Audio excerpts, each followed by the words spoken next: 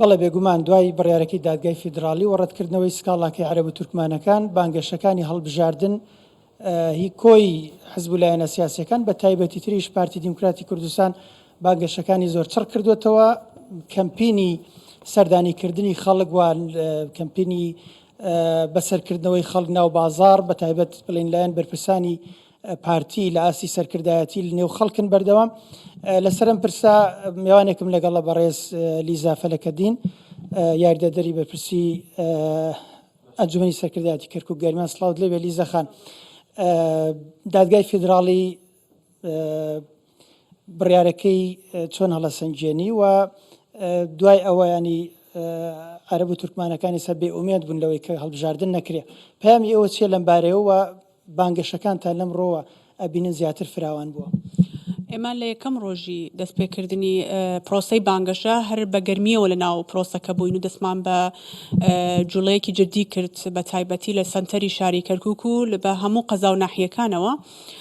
تأکید محاولەیەک هەبوو، محاولەیەکی جدی هەبوو، هەروەکو جەنابیشت باست لەوە کرد کە کۆمەڵێک لە شۆڤینیەکانی کەرکووک با بڵێن چونکە ناتوانین بڵێن هەموو ئەو پێکهاتانە ئەو هزرە هەڵدەگرن، ئەو شۆڤینیانەی کە ترسابوون لە دەنگی کورد بە تایبەتی کە زانیان ئەو ڕووداوانەی ئەحداسەکانی دوای 16 ئۆکتۆبەر تەئسیر لەسەر دەنگی کورد نییە لە ناوچەکە، داوایەکیان تەقدیمی دادگای فیدراڵی کردبوو بۆ ئەوەی کە هەندێک بیانویان هێنابووەوە بۆ تاجیلکردنی یاخود دواخستنی هەڵبژاردن.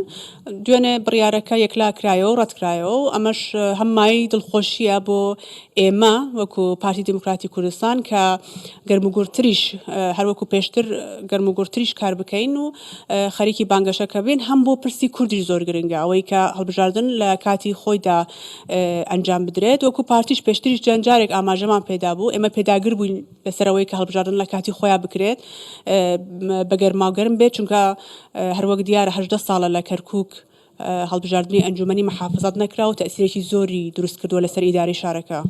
کەمپینەکانی هەڵبژاردنتان فراوان کردووە، ئەوەندەی کەچنە ناو خەڵک تاسەن پێشوازەکانی خەڵک بە گەرموگوڕیەوە، پەیامی خەڵک چیە لەم بارەوە؟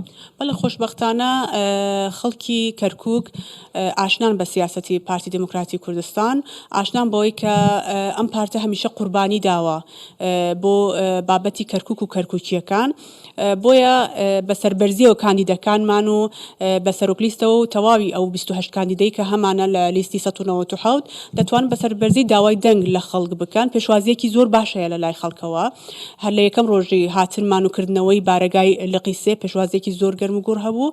ئێمە زۆر سوپاسی لایەنگران و کادیرانی خۆمان دەکەین ئەم پێشوازیانی کە دەکەن لە ئێمە بە تایبەتی لە ماڵان، بەڵام ئەوەی دەبینرێت خەڵکی ئێمە هەمویان داوای ئەوە ئەکەن کە ئێمە ئیتر تەواو لە کەرکووک بە تەواوی بمێنینەوە و بەڵێنیشیان پێ ئەدەین کە ئێمە لە کەرکووک دەمێنینەوە، هەروە خزمەتی خەڵکی خۆمان دەکەین لە بارەگاکانمان کراوە ئەبێ، هەرچەند ئێمە دەزانین ماڵی هەموو کوردێک لێرە بارەگای خۆمانە، توانیویانە کە ئەو لەو ماوەی کە ئێمە لێرە نەبووینە خزمەتی کورد و خزمەتی پارتی بکەن. زۆر سوپاسیانەکەین دووبارە، بەڵام بیریان نەچێ 18 مانگ کە دەکاتە دووشەممە پێویستە هەمومان پێکەوە بچینە سەر سندوقەکانی دەنگدان بۆ ئەوی بتوانین وڵامی دەنگە ناشازەکان بدەینەوە و وڵامی هەموو ئەو ئەقڵێتە شۆڤینیە بدەین کە زوڵمی دەرحەق کەرکووک کردووە. سەرچاو لیزا فەلەکەدین یاریدەدەری بەرپرسی ئەنجومەنی سەرکردایەتی کەرکووک گەرمانی پارتی دیموکراتی کوردستان بەگشتی لەسەر بانگەشەی هەڵبژاردن لە کەرکووک قسەی بۆ کردین. بەڵێ هێمن دەلۆ پەیامنێری کوردستان 24 لە کەرکووکەوە لەگەڵمان بووی، سپاس.